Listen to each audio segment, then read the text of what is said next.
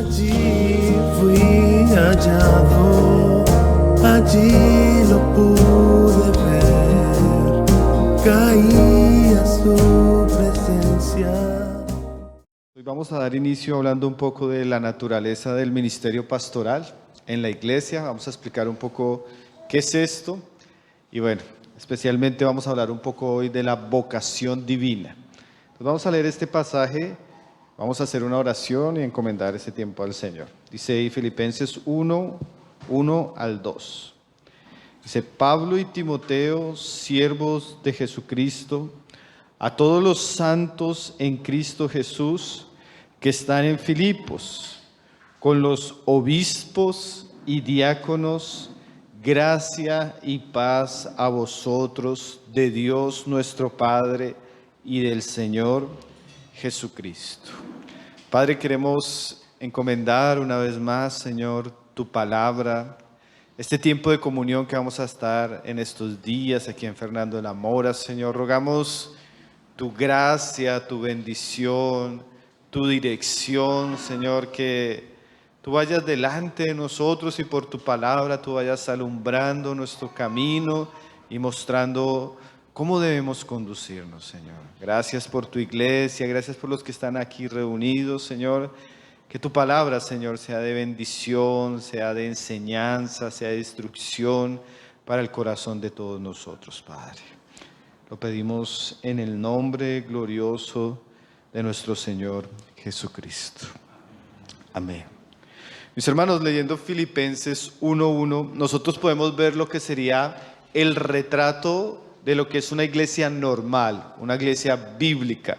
Ahí se nos dice que Pablo saluda a todos los santos que están en la ciudad de Filipo y él dice lo siguiente: con los obispos y diáconos.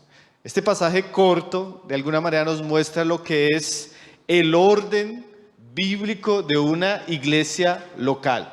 Una iglesia local está compuesta por una congregación o un grupo de santos redimidos por la obra de nuestro Señor Jesucristo, pastoreada y dirigida por unos hombres que en este contexto o en este pasaje se le llama los obispos, que acompañados de un grupo de hermanos son encargados de lo que llamaríamos el servicio en general, los diáconos. Entonces, en estos días vamos a estar hablando un poco de quiénes son esos obispos, cuáles son las funciones de los obispos, cuál es la responsabilidad que ellos tienen en la iglesia y la responsabilidad que tiene la iglesia hacia ellos. Hermanos, y este tema es muy importante porque si hay una crisis actual que vemos en el cristianismo, evidentemente muchas veces todo comienza con el liderazgo de la iglesia.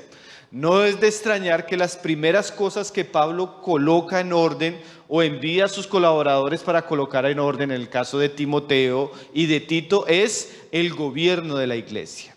Porque si la iglesia tiene un gobierno saludable, bíblico, espiritual, esa iglesia va a ser muy influenciada por la obra de Cristo a través de aquellos que pastorean la iglesia. De la misma manera, no existe algo que pueda corromper tanto el testimonio de una iglesia como un falso liderazgo. Así como la iglesia puede ser pastoreada, sustentada y llena de Cristo a través de hombres espirituales y usados por Cristo para la edificación de la iglesia, también una de las maneras más destructivas que ha usado el maligno para destruir el pueblo de Dios es infiltrar hombres en el pastorado que no tienen ni el llamamiento, ni la vocación, ni las cualidades necesarias para llevar a cabo ese trabajo. Entonces nosotros vivimos en un tiempo donde existen extremos.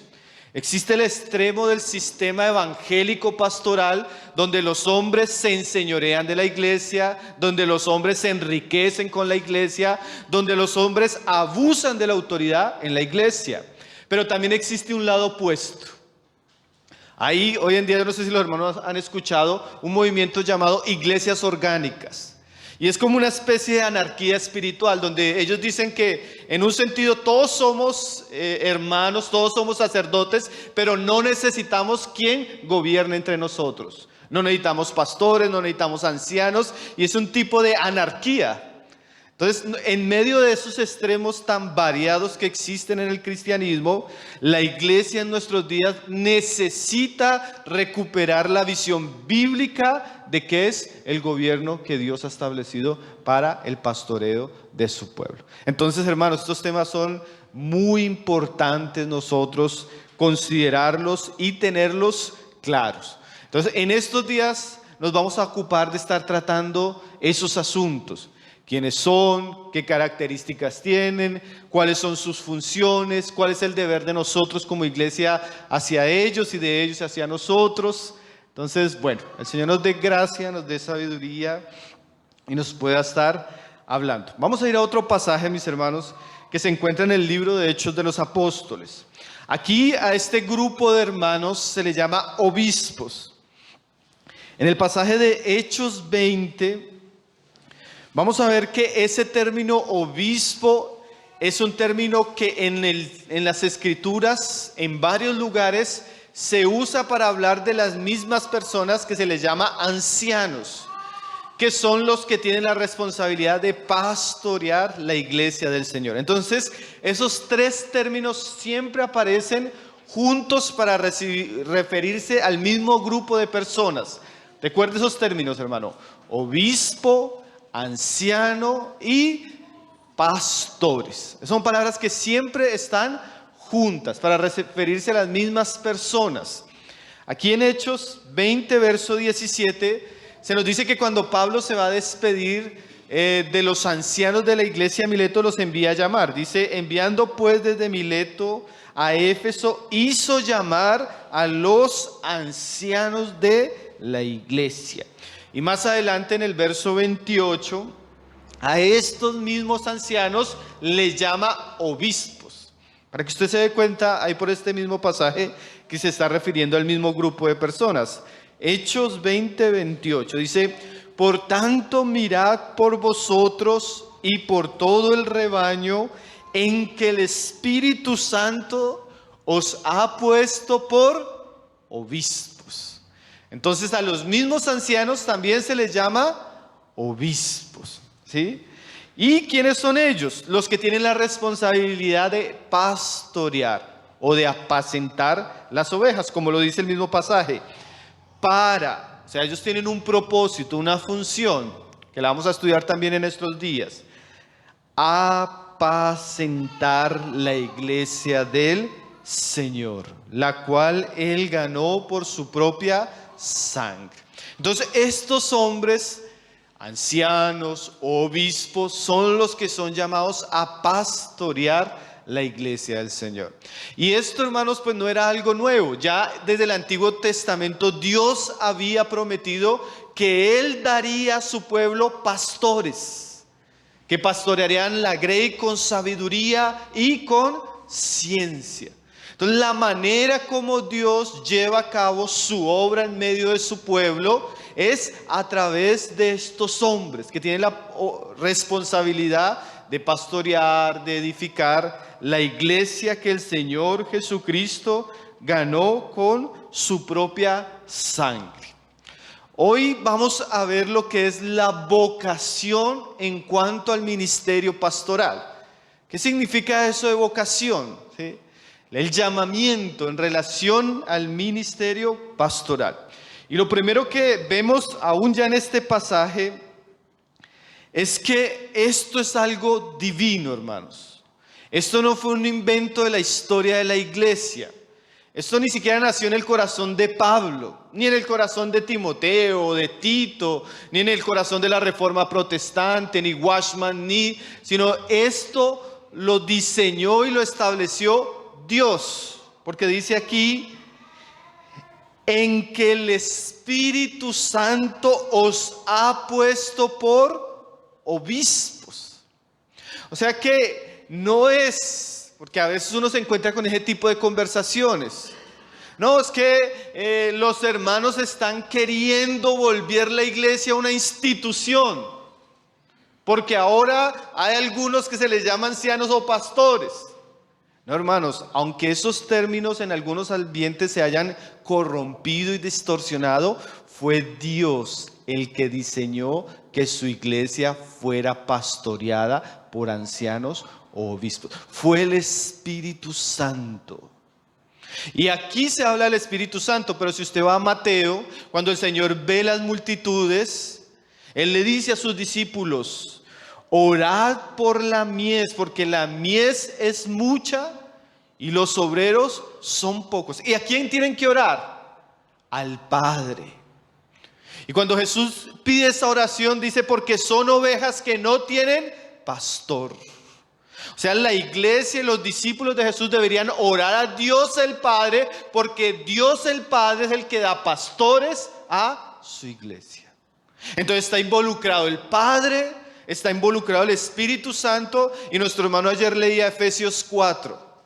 El mismo que descendió es el mismo que ascendió para llenarlo todo. Y él mismo, ¿qué hizo él mismo? Constituyó a unos apóstoles, a otros profetas. O sea, es Cristo mismo, ¿no? Glorificado, quien por amor a su iglesia da dones hombres, para que estos hombres pastoreen, cuiden el rebaño que Él compró con su propia sangre. Entonces, esto no es un asunto humano, hermanos. Esto no es un invento nuestro. Esto es algo que Cristo glorificado, con la obra del Espíritu Santo en la tierra, que va llevando a cabo en medio de su iglesia, en medio que Él va edificando y poniendo en orden su iglesia. No es algo nuevo, ¿sí? Es algo que Dios en su propio corazón diseñó para que la iglesia sea edificada. Pero evidentemente, mis hermanos, como hay tanta confusión, como hay tantos excesos, como hay tantos desequilibrios en esta área, las iglesias necesitan, en un sentido, recuperar la visión bíblica del gobierno de la iglesia. Y no solo recuperarla, sino vivirla en la medida que el Señor nos lo permite. Y sobre estos temas la Biblia habla bastante, hermanos. Hay capítulos completos. Yo estaba leyendo algunos comentaristas que casi todas las cartas del Nuevo Testamento tratan este tema, hermanos, de manera detallada. Entran a estos puntos. Entonces, nosotros tenemos mucho testimonio de la palabra de Dios para poder ser guiados, para poder ser enseñados y para hablar sobre estos asuntos. Amén. Entonces, hoy vamos a hablar de la vocación al llamado o al ministerio pastoral. ¿Qué significa la vocación? La palabra vocación viene de llamamiento. ¿Cómo nosotros podemos reconocer cuando un hijo de Dios ha sido llamado a este trabajo? ¿O cómo nosotros podemos responderle a un joven que tiene el deseo de involucrarse en el ministerio pastoral en la iglesia? Ser parte de aquellos que tienen la responsabilidad de cuidar el rebaño de Dios. Entonces hoy vamos a ver la vocación y las características de esa vocación. Spurgeon una vez le preguntaron que cómo una persona podía saber si era llamado a este ministerio. Igual, hermanos, es evidente que todos como cristianos tenemos funciones, ¿no? Todos como miembros del cuerpo de Cristo tenemos una labor, un trabajo. Pero en estos días nos vamos a enfocar en este ministerio como tal en la iglesia. Entonces, cuando le preguntan a Spurgeon esto, él dice que eso era una pregunta para él de mucho peso y que deberíamos tratarlo de la manera más solemne. Él dice, y cito literalmente: pido dirección divina al hacerlo, porque cientos se han equivocado en este camino y son muchos los que han tropezado con un púlpito. Es doloroso y evidente que existen muchos ministerios infructíferos e iglesias decadentes por causa de esto. Es una terrible calamidad, decía él, para un hombre equivocarse en su llamado. Y también lo es para una iglesia a la que él se impone. su error encierra una aflicción de las más grandes. ¿Sí? Yo pensaba que, ¿a qué podría comparar una equivocación en este asunto? Como cuando un hombre decide casarse con una mujer que no era la correcta. Una decisión gravísima, ¿no? Con consecuencias terribles. Como cuando usted emprende un negocio y quiebra totalmente. Bueno, si esas cosas nos deberían llevar a pensar, uy, terrible casarse mal, terrible emprender un negocio sin la bendición de Dios, de la misma manera sería terrible nosotros colocarnos en una posición donde Dios no nos ha colocado. O entrar a una iglesia donde los hombres que están pastoreando, Dios no los ha colocado. Porque es cierto, hermano, que Dios coloca a hombres, pero también es cierto que los hombres se pueden colocar en un lugar que Dios no los ha colocado. Y aún peor, hermanos, es cierto que el diablo coloca en la iglesia hombres para destruir la iglesia. Eso lo dice la palabra, ¿no, hermanos? Entonces es muy importante que tanto aquellos que entramos en el ministerio como nosotros como cristianos podamos discernir si las personas que están pastoreando son puestas por Dios o no son puestas por Dios. ¿Cierto que es una pregunta de mucha relevancia? Bueno, la Biblia nos da de alguna manera detalles, destellos, evidencia para nosotros poder discernir esto.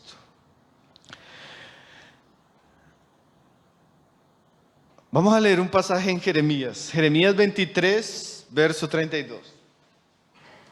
Este pasaje nos muestra, hermanos, que muchas veces desde el Antiguo Testamento, como lo mencionábamos ahorita, Jeremías, sí, pueden llegar al pueblo de Dios personas que Dios no envió. Pueden entrar personas que el Señor no llamó. Y a eso, ¿cómo le llama la Biblia? Falsos, en este caso profetas, o falsos pastores, o falsos ministros. Por eso discernir estos asuntos, hermanos, es muy importante. Dice Jeremías 23, 32. He aquí, dice Jehová, yo estoy contra los que profetizan sueños mentirosos y los cuentan y hacen errar a mi pueblo con sus mentiras y con sus lisonjas. Dice ahí, y yo no les o los envié, ni les mandé. Y pues el resultado de como Dios no los envió ni Dios los mandó fue que y ningún provecho hicieron a este pueblo, dice Jehová. Entonces, siempre ha existido ese asunto de personas que van en nombre de Dios y Dios no los mandó. Siempre ha existido ese asunto de personas que hacen cosas que Dios no les encomendó y el resultado es evidente. Entonces nosotros necesitamos hablar de la vocación. La vocación divina. ¿Qué es la vocación divina? Como decíamos ahorita, la palabra vocación viene del griego llamamiento. ¿Qué quiere decir eso? Cuando nosotros hablamos de vocación en cuanto al ministerio, se da a entender a ese llamamiento divino que Dios hace de manera particular a una persona. ¿Sí?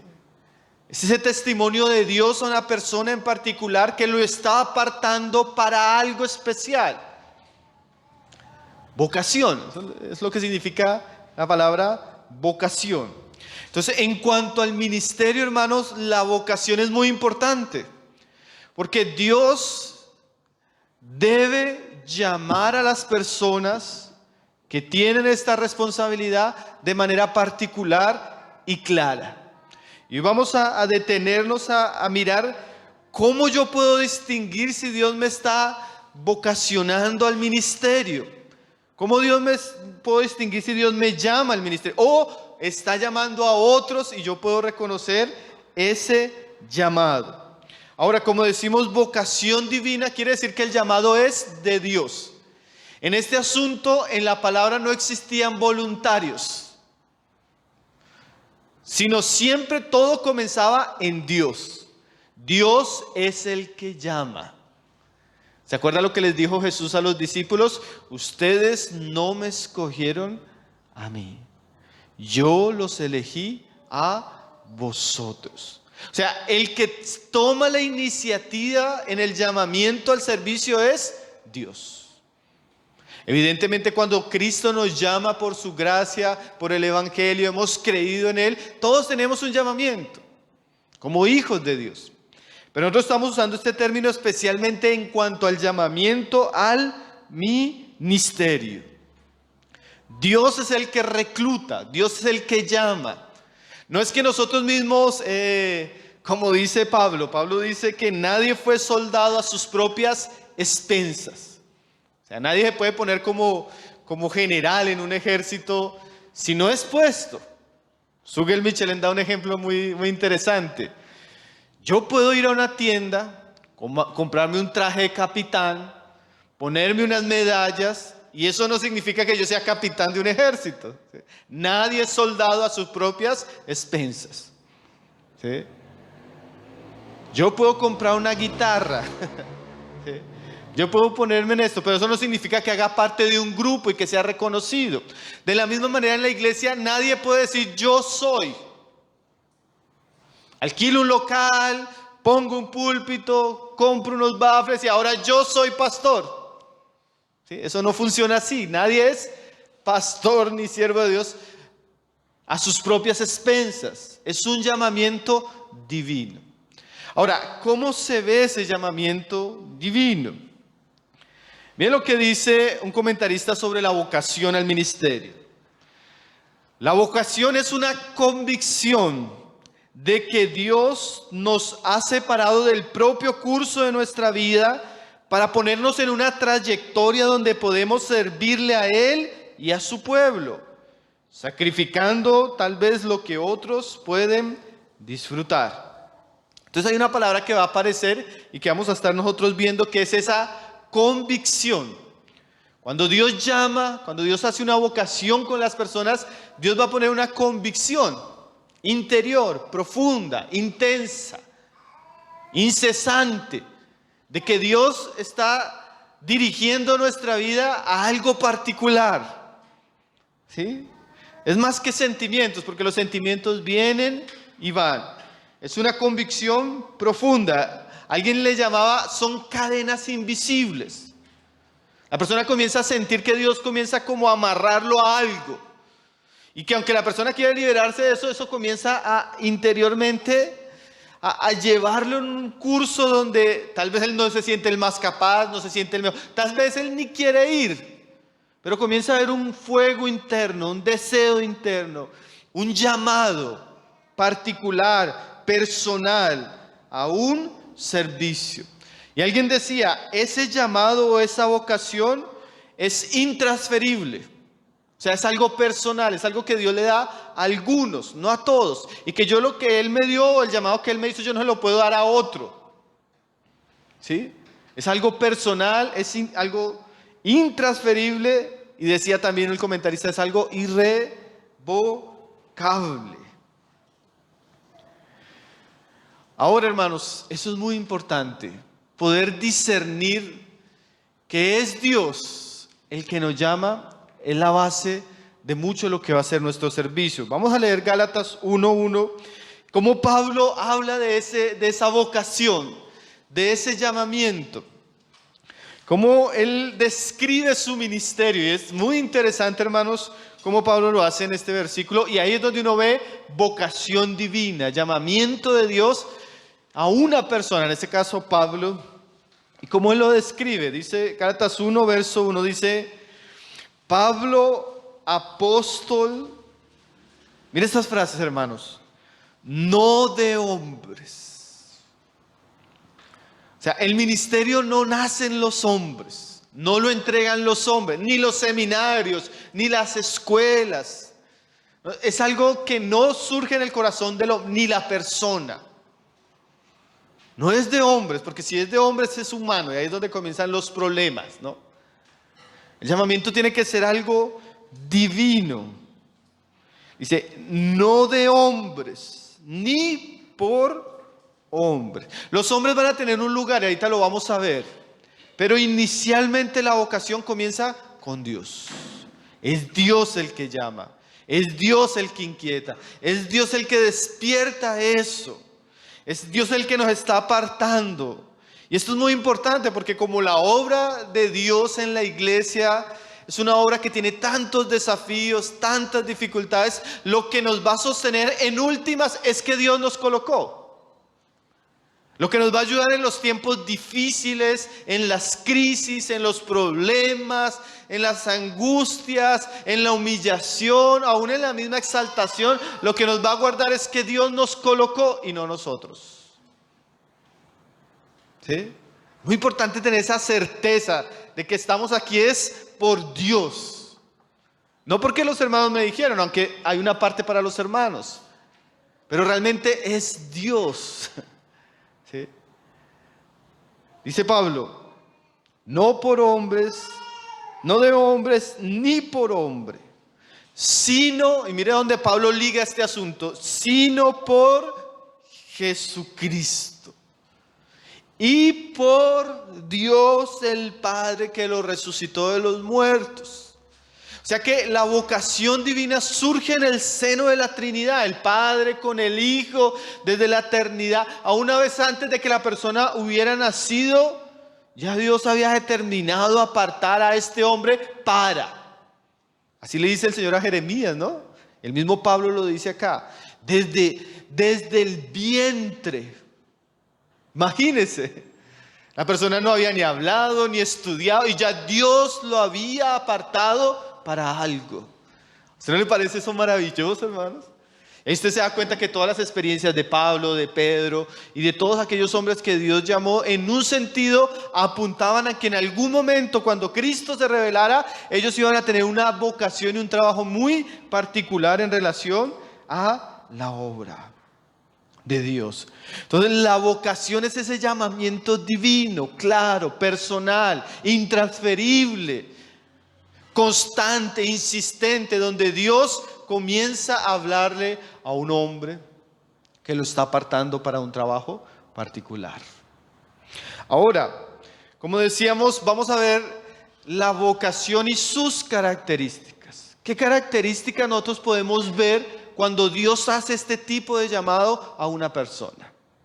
Nos vamos a ir a primera, estamos saltando en muchos pasajes, hermano, porque la idea es poder verlo desde varias porciones de la palabra. Vamos a ir a primera de Timoteo, vamos a hablar 3 características. Generalmente estas son las 3 características que siempre se mencionan cuando hablamos de vocación. La primera podríamos llamarla deseo. La segunda la podríamos llamar dones y la tercera la podríamos llamar confirmación. El primer asunto es que, como dice aquí este pasaje, la persona que está siendo vocacionada por Dios al ministerio va a tener un deseo. Esa convicción, esa certeza le va a generar a ella un deseo, un anhelo, un amor, una preocupación por el servicio. ¿Sí? La vocación produce eso. Dice aquí, vamos a leerlo, 1 Timoteo 3, verso 1, dice, palabra fiel. O sea, esto es algo verdadero, hermanos, es algo fiel que hay que considerar. Este pasaje lo vamos a estudiar en la próxima reunión completo. Pero quiero enfocarme en esta frase. Si alguno anhela obispado. A eso me refiero con deseo, anhelo. Cuando Dios llama y pone una convicción, aunque la persona sea un nuevo creyente, él comienza a sentir un deseo intenso. Él comienza a tener una preocupación intensa, un amor profundo por la iglesia, por el servicio, por el estado de los hermanos, por la predicación de la palabra, por la situación actual de la asamblea. Ese deseo, ese testimonio profundo que a veces lo tiene un nuevo creyente, que tiene que desarrollarse, que tiene que madurar, que tiene que haber muchas cosas más, pero inicialmente la vocación viene con ese deseo ardiente, ese anhelo, ese amor, esos dolores internos del corazón por esto. ¿Sí? Cuando Dios da vocación, Dios pone de manera particular ese deseo en el corazón de la persona. La persona no sabe si va a ser hoy, va a ser en 5 años, va a ser en 10 años, pero ella ama la iglesia. Se preocupa por la iglesia. Tiene ese anhelo de poder estar cooperando con lo que Dios está haciendo en la iglesia. Lo contrario de ese deseo sería la indiferencia. ¿Sí? Una persona porque hay cristianos que son así. Ellos están preocupados por su vida espiritual, tal vez la vida de su familia, tal vez cumplir algunas responsabilidades cristianas, pero su deseo va hasta ahí. Los que están siendo llamados al ministerio pastoral, no. Ellos sí tienen anhelo de involucrarse, ellos quieren servir, ellos quieren trabajar, ellos tienen ese deseo, ese anhelo. Yo recuerdo cuando a nosotros hace años nos llegaron a preguntar cómo consideramos el ministerio. Y yo decía en esa época como mi deseo más profundo, como el deseo más importante. Usted me puede quitar todo, pero no me quite eso. Es ese anhelo, es ese deseo, es esa pasión que debe caracterizar a aquellos que han sido llamados a pastorear la iglesia del Señor. Es algo voluntario, por eso Pedro dice, no por fuerza, ¿usted ha leído ese pasaje? Sino voluntariamente, o sea, ellos aman eso. Ellos se entregan voluntariamente. Ellos no lo hacen por el dinero, ellos no lo hacen por la fama, ellos no lo hacen por la autopromoción personal. No les importa lo contrario, pasar necesidad, pasar humillación y hasta sufrir si el ministerio conlleva eso. Pero ellos tienen anhelo, deseo por servir. Su corazón está involucrado. Ellos lloran, a veces silenciosamente, pero lloran. Ellos se preocupan, ellos tienen esa carga. La vocación viene con ese tipo de sentimientos.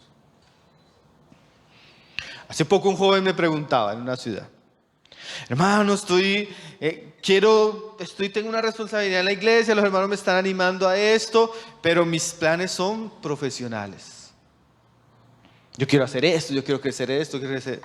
Hermano, tú tienes que seguir tu corazón. ¿Qué hay en tu corazón? No, yo quiero desarrollar mi carrera. Esa es tu vocación, sigue por ahí. El que tiene vocación pastoral, aunque le ofrezcan todas las riquezas de este mundo, hermanos, él va a sacrificar todo por la iglesia. ¿Me está entendiendo, hermano? La vocación es una cadena que no nos deja salir, hermanos. Es una cadena que no nos deja tomar caminos. Yo podría tener una vida más tranquila, más cómoda, más exitosa, pero la vocación hace que yo me sienta encadenado por Cristo hacia su pueblo, hacia su iglesia, hacia el trabajo, que tiene que ver con su iglesia. ¿Sí? Y hermanos, nosotros deberíamos ver eso. Si yo tengo eso, ¿sí? O aquellos que nos pastorean tienen ese amor, esa preocupación, ese deseo, esa carga. Eso es una evidencia de vocación. Sí, es como el que tiene esa vocación, como vamos a verlo, tiene vocación a predicar. Si usted lo calla, le salen las palabras por acá, hermano. Él tiene eso y usted a toda hora. Él va a visitarlo y terminándole consejería. Es así, él lo ve que usted está mal y aunque no tenga la confianza, él se le va a atravesar y le va a decir, hermano, ten cuidado. Es esa vocación pastoral. Es eso que pesa en el corazón. Eso es una evidencia de que Dios nos está vocacionando. Deseo profundo. Y claro, a veces uno lucha con ese deseo. Yo creo que eso no es que me apareció, ¿no? A veces en la medida, y como vamos a ver al final, a medida que yo me acerco a Cristo, Él me pone ese deseo. Y crezco en Cristo y más crece ese deseo. Y ese deseo con el tiempo se va perfeccionando y va siendo claro, y va siendo claro, y va siendo claro. Pero ese es tal vez uno de los primeros testimonios que debe tener una persona que está siendo llamada al ministerio. ¿Sí? Miguel Núñez decía lo siguiente: en este proceso la persona va a tener deseo de estudiar la Biblia, deseo de enseñar a otros, deseo de aconsejar, deseo de predicar el Evangelio, y este deseo, en vez de disminuir, se incrementa. ¿Sí? Estoy hablando, dice él, de un deseo constante, presente en mi mente. Un deseo que es una preocupación, un deseo que es un amor profundo por los hermanos, por la iglesia, por las situaciones. Evidentemente no es un deseo, y hay que tener cuidado, hay que examinar el corazón, si es un deseo por ser conocido, ¿no? ¿Es un deseo por hacerme famoso yo o es un deseo por hacer famoso a Cristo? ¿Es un deseo por servir o un deseo por tener un título? ¿Sí? Hay que purificar los sentimientos y los deseos a la luz de la palabra y en oración. ¿Sí?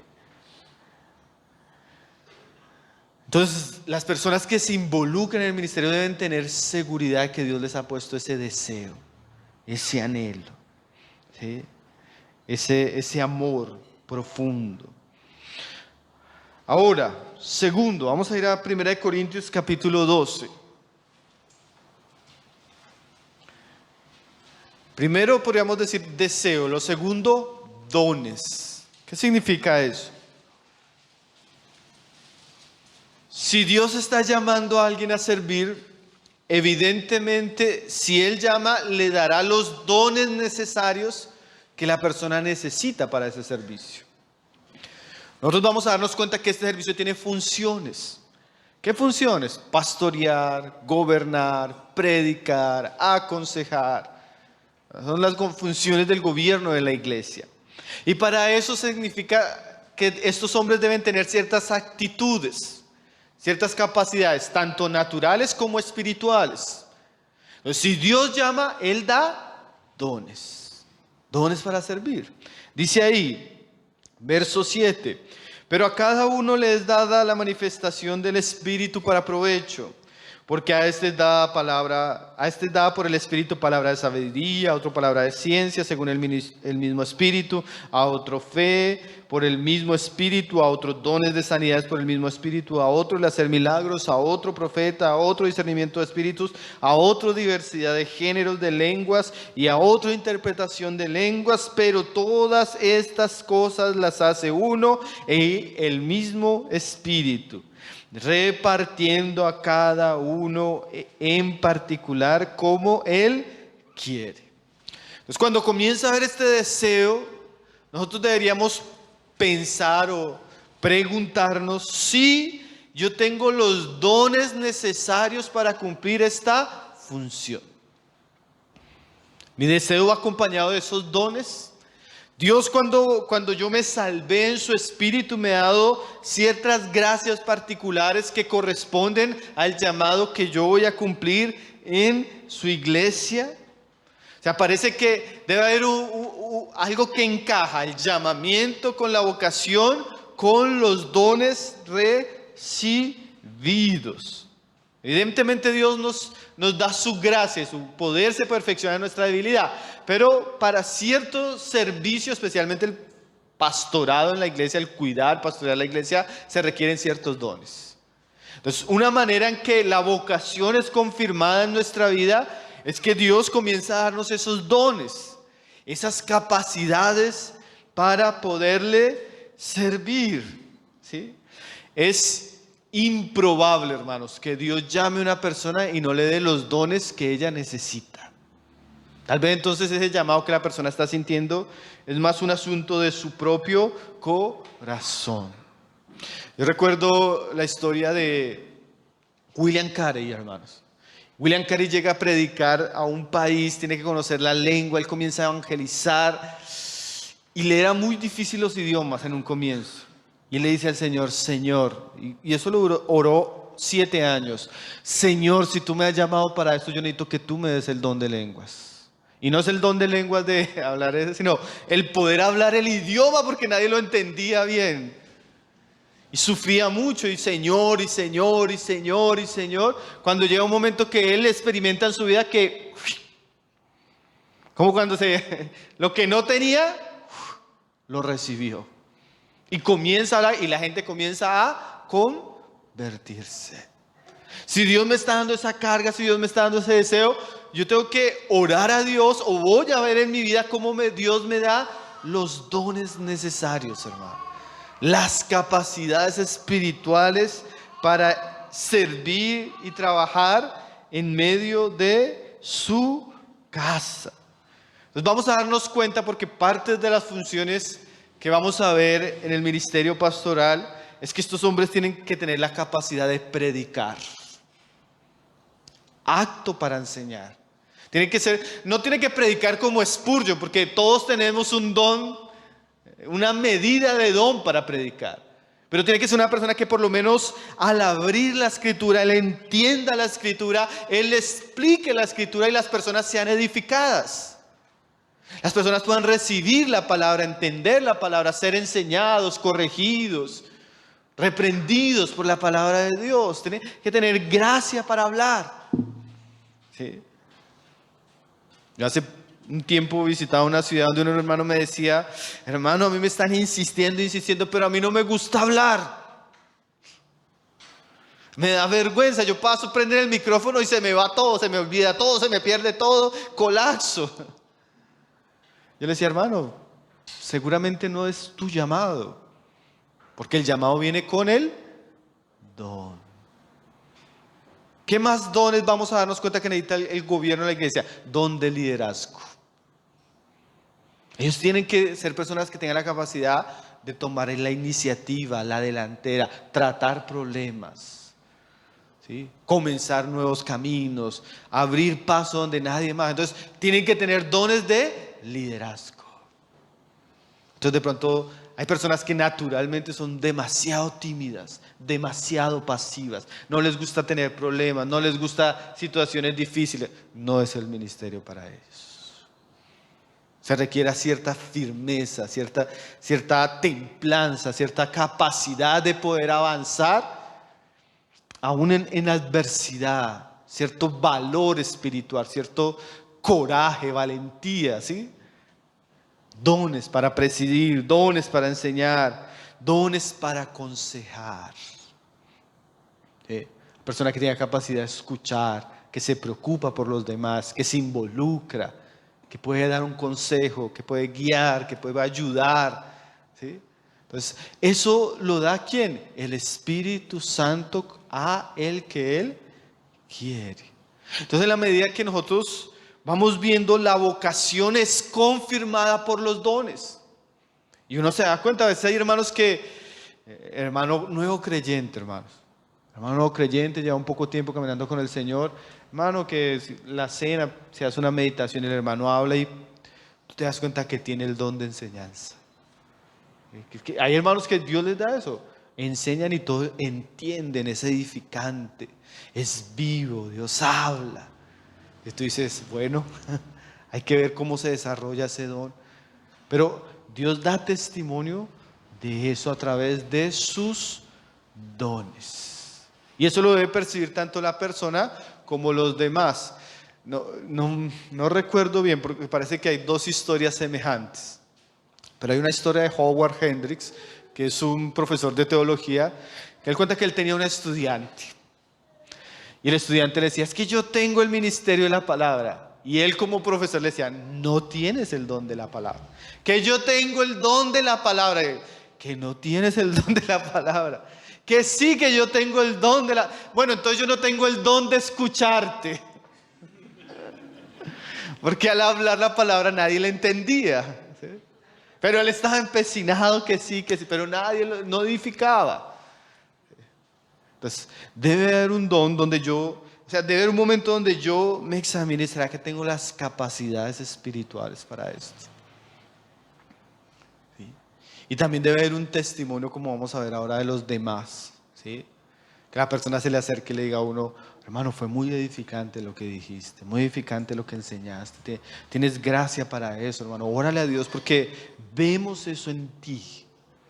Vemos esa carga en ti, ese amor en ti, esos dones en ti, ¿sí? Eso es muy importante, hermano. No es solo el deseo, sino que ese deseo tiene que ir acompañado con los dones.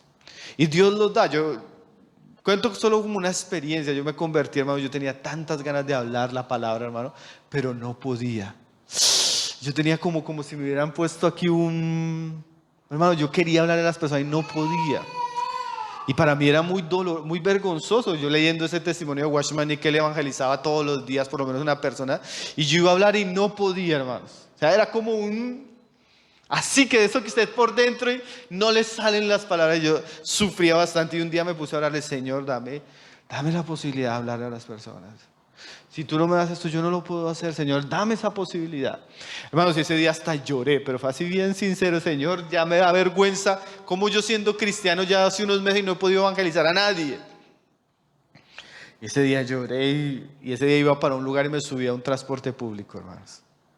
Y yo con ese fuego y dije, no, como que el Señor me pasé al frente, yo no sabía ni qué decir y comencé a hablar, hermano. Hermano, yo sentí que ese día como cuando usted tapa algo así. Yo sentí que Dios me abrió la boca. Hermano, de ahí en adelante no me he callado. Y en la iglesia no me dejaban predicar. Recién convertidos, ¿eh?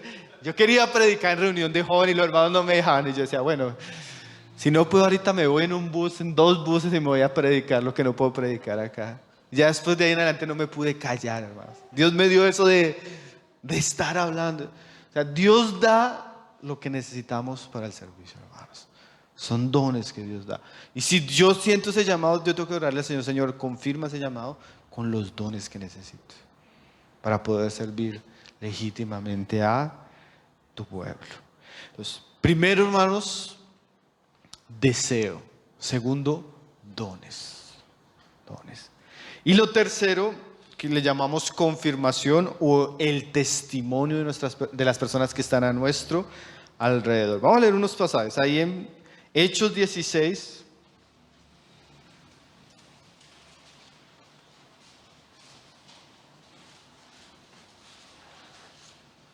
Vamos a ver el testimonio de la iglesia sobre Timoteo. ¿Por qué, hermanos? Porque si Dios hace un llamamiento particular a nuestra vida, Dios va a poner ese amor, ese deseo, ese anhelo en nosotros. Y ese anhelo va a ser evidente, hermanos, porque cuando usted ama algo, cuando usted desea algo, usted lo va a expresar con palabras, con actitudes. Usted va a ver que la persona realmente tiene una preocupación hacia la iglesia, tiene amor hacia las cosas del Señor. Ese deseo no es pasivo, hermanos. Ese deseo es un deseo muy insistente. Y además, cuando viene acompañado de dones, esos dones son gracias divinas que se ven, se perciben. Entonces, tanto el deseo como los dones, eso va a ser de alguna manera confirmado por el testimonio de las personas que están a nuestro alrededor. Y miren lo que se dice de Timoteo. Hechos 16, uno dice: después llegué a Derbe y a Listra, y aquí había allí un cierto discípulo llamado Timoteo, hijo de una mujer judía creyente, pero de padre griego. Y daban buen testimonio de él los hermanos que estaban en Listra y en Iconio. Mira esa frase, hermano. Daban buen testimonio de él los hermanos. Quiere decir que la vida, si podemos decir, secreta de Timoteo era confirmada por el testimonio público de las personas que estaban a su alrededor. Entonces, la vocación es algo que comienza con Dios, que Dios pone en el corazón, que Dios pone esos deseos, esos anhelos, esos dones, pero en algún punto eso comienza a ser evidente para las personas que están a nuestro alrededor. Y si hablamos de un ministerio que tiene que ver con la iglesia tiene que dar testimonio de eso. La iglesia debe percibir eso, ver eso, recibir los beneficios de eso y dar testimonio de eso. O sea, no es como, hermanos, es que fulanito de tal va ahora a ser, y nadie sabía, nadie había visto, nadie había recibido beneficio del servicio de él, ¿sí? Hay un testimonio que acompaña y que confirma lo que es de Dios. Me acuerdo mucho el pasaje de Samuel, que Samuel comienza a ser un profeta, y ¿saben cómo dice la escritura? Que desde Dan hasta Beerseba todos El pueblo de Dios sabía que este hombre era un profeta de Dios. Entonces, la confirmación. Entonces uno no solo debe mirarse a uno mismo, examinar sus dones, su llamado, sino a uno debería pensar y preguntar, ¿qué piensa mi esposa? ¿Qué piensan mis hijos? ¿Qué piensan mis hermanos que están cerca conmigo? ¿Realmente ellos ven esa vocación? ¿Realmente ellos ven esos llamados? ¿Realmente ellos ven ese testimonio? ¿Realmente es evidente para aquellos hermanos que ya están pastoreando la iglesia, que ya están sirviendo, eso que Dios nos ha dado? Entonces, eso nosotros llamamos confirmación, hermano. Y esa confirmación es muy importante, tanto para la iglesia como para la persona que está siendo involucrada en el servicio. Recuerdo mucho el testimonio, ese está en YouTube, es un testimonio lindo, hermanos, del llamamiento del hermano Miguel Núñez al ministerio. Él cuenta que llegó un momento de su vida, él era un médico profesional exitosísimo en Estados Unidos. Llega un momento donde Dios le dice que se aparte para el ministerio. Y él llega muy emocionado y le dice a su esposa, amor, Dios me está llamando al ministerio, entonces voy a dejar la profesión, voy a dejar esto. Y la esposa dice, no, a mí no me parece que Dios te está llamando al ministerio. A mí me parece que tú te estás llamando al ministerio. Entonces él llega y dice, bueno, Señor, si tú me estás llamando al ministerio, yo creo que la primera persona a la que tú necesitas confirmarle es a mi esposa. Entonces yo no voy a luchar con ella. Es un asunto en que tú vas a solucionar con ella. Mire la fe, porque como vamos a darnos cuenta, hermano, el ministerio no tiene que ser forzado. No es algo que nosotros buscamos, es algo que Dios concede. Y si Él concede, Él va a acomodar todas las cosas.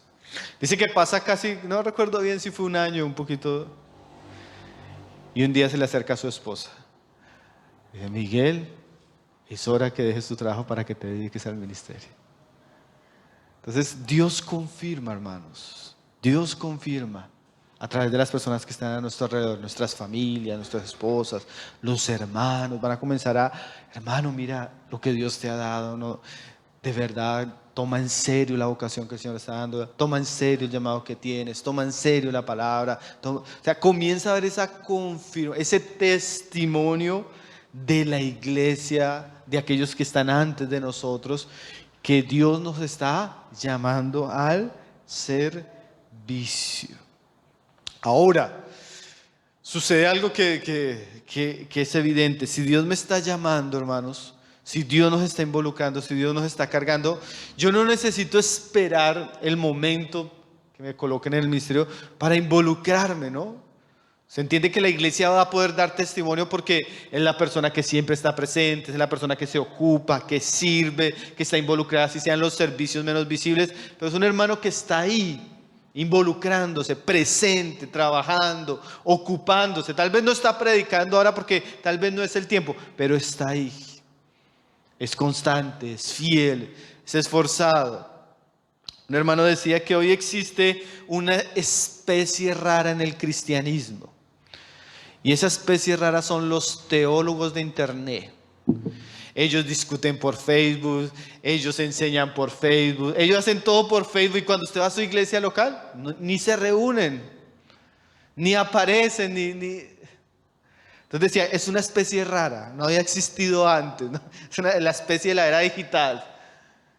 Hermanos, si Dios nos está llamando al ministerio, tenemos que estar presentes, sirviendo, acompañando, orando, ayudando a los que ya están. Como un día decía Paul Washer, a mí Dios me llamó al ministerio, pero en mis primeros años disfrutaba tanto llevarle la maleta a los otros.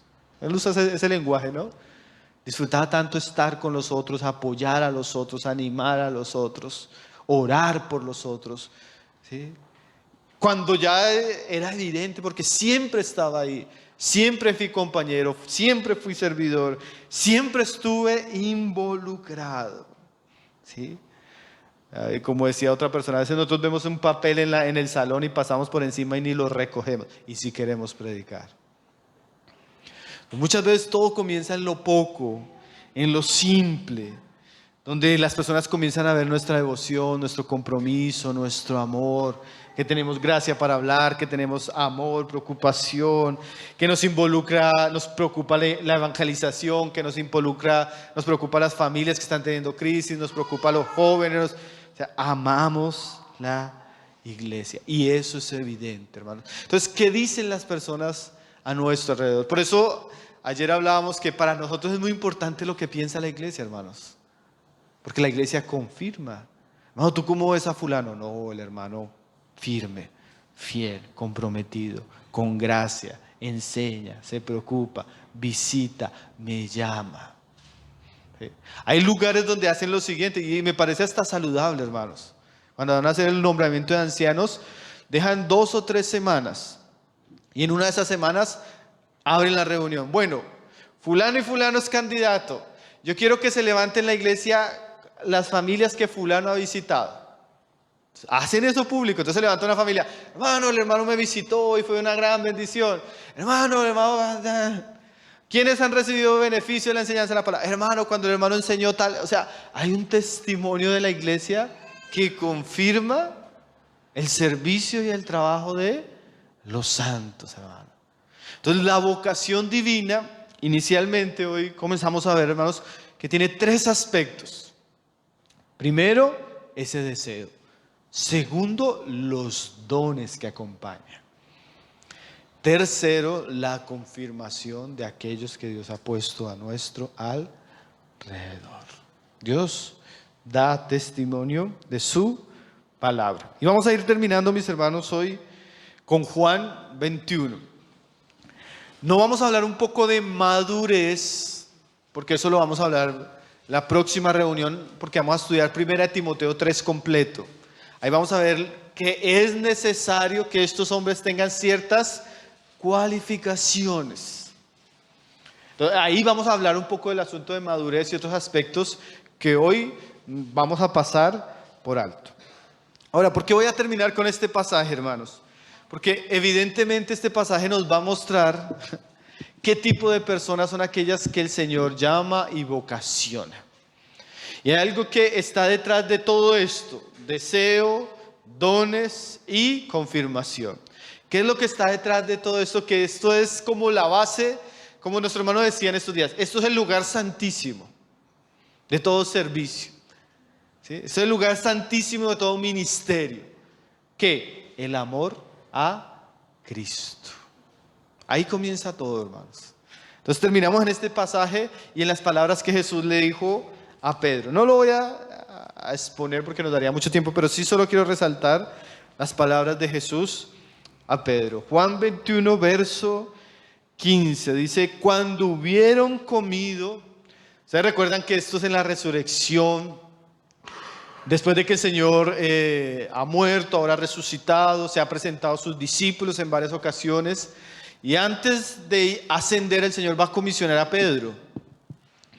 Y de manera muy particular va a hablar con Pedro porque Pedro había caído, ¿no? Pedro había tenido una crisis en el momento de la crucifixión, había negado al Señor. Y ahora el Señor le va a hablar a Pedro. Después de que comen, el Señor dice a Pedro, Jesús dijo a Simón Pedro: Simón, hijo de Jonás, ¿me amas más que esto? Le respondió: sí, Señor, tú sabes que te quiero. Y él le dijo: que te amo. Apacienta mis corderos.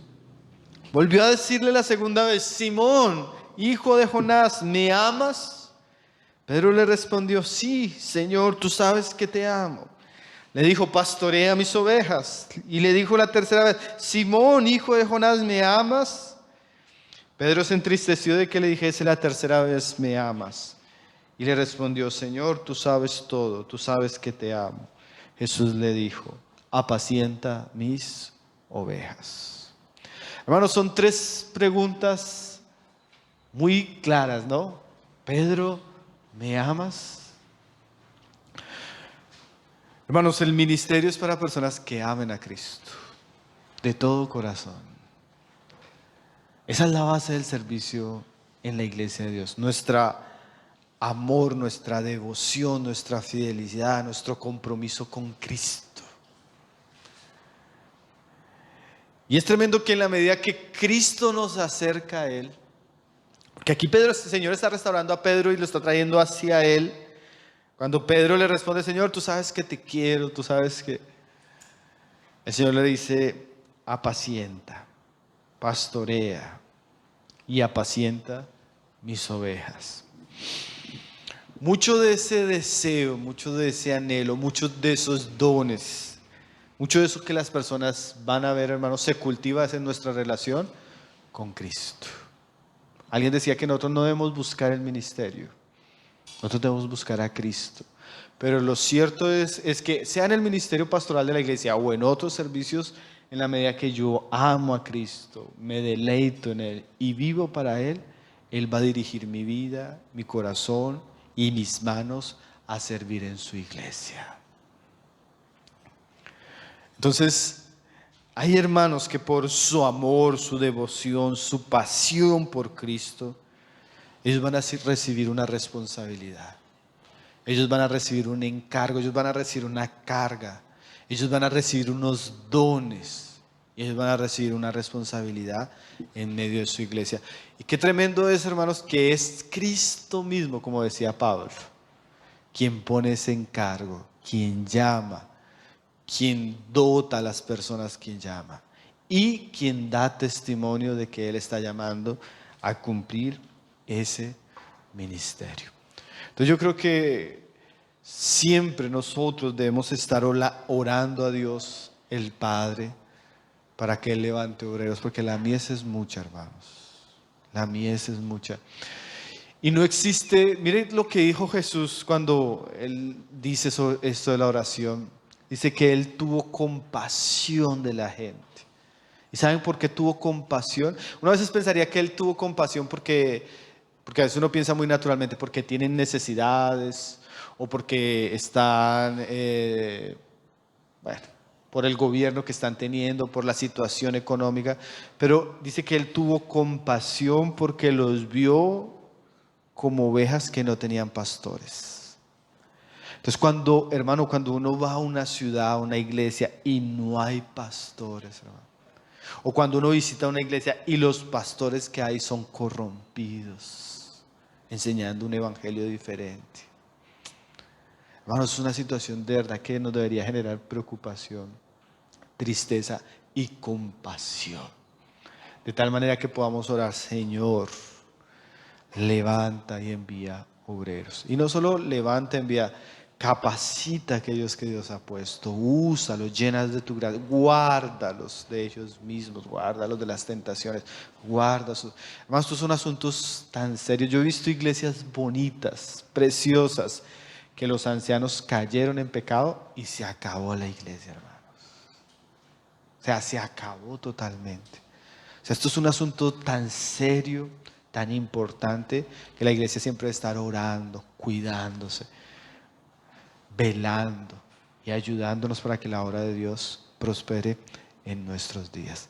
Entonces hoy apenas empezamos, mis hermanos. Yo quiero ir poco a poco, ir hablando un poco con ustedes acerca del ministerio pastoral.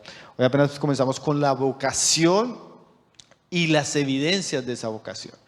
Próxima reunión vamos a hablar de las cualidades necesarias, porque es bueno si tiene el deseo, pero es necesario que sea, vamos a ver un poco de cosas que son necesarias para poder involucrarnos en el ministerio en la iglesia. Entonces damos gracias al Señor, mis hermanos, estemos orando por estos tiempos, porque la palabra traiga luz, despierte, confirme y tenga el propósito de ir poniendo en orden y encaminando las cosas que el Señor está haciendo también entre ustedes. Amén. Vamos a orar y dar gracias al Señor. Allí fui hallado, allí lo pude ver, caí a su presencia.